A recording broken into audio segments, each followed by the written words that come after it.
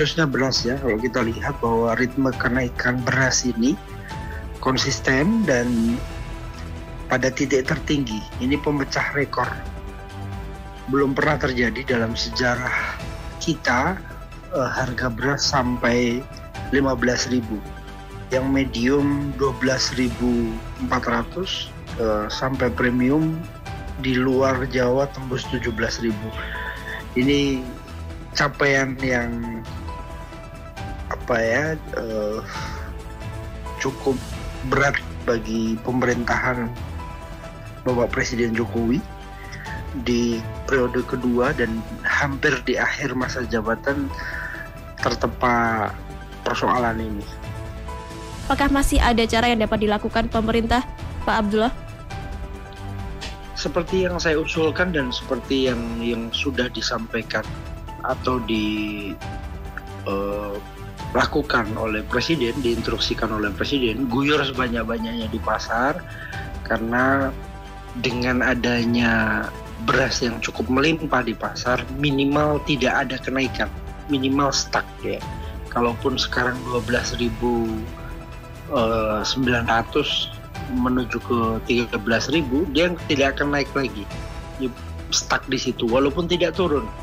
Makanya banyak publik menyatakan bahwa harga beras akan turun setelah diguyur. Faktanya setelah diguyur beras Bulog juga nggak turun-turun. Nah, tapi ini prediksi kami dari awal bahwa paling tidak stuck, tidak akan ada kenaikan.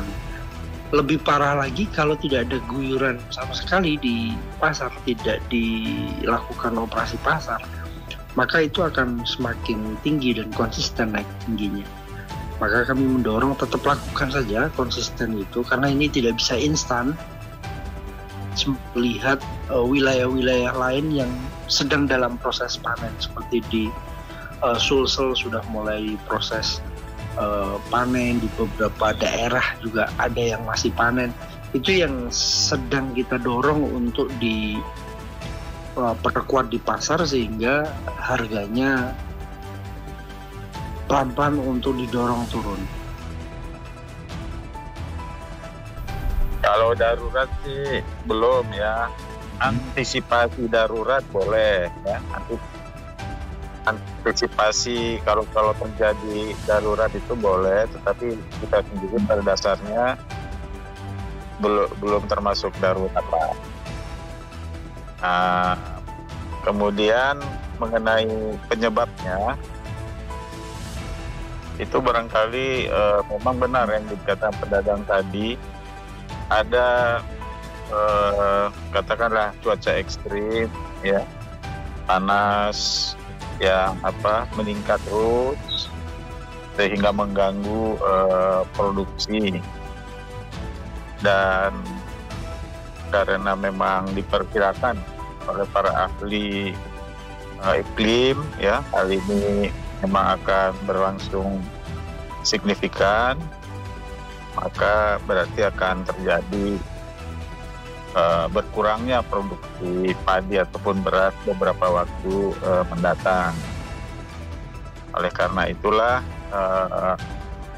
kita sebagai negara tropis ya, yang mempunyai tanah yang subur, kemudian walaupun di daerah kita ini, di Indonesia ini katakanlah panas ya, tapi biasanya hujan selalu ada. Oleh karena itu ya, kita harus memaksimalkan potensi produksi yang ada. Tidak hanya padi ya, tetapi juga tanaman pangan lainnya yang katakanlah bisa mensubstitusi atau memenuhi ya kebutuhan pangan masyarakat manakala produksi padi atau beras betul-betul terjadi nanti.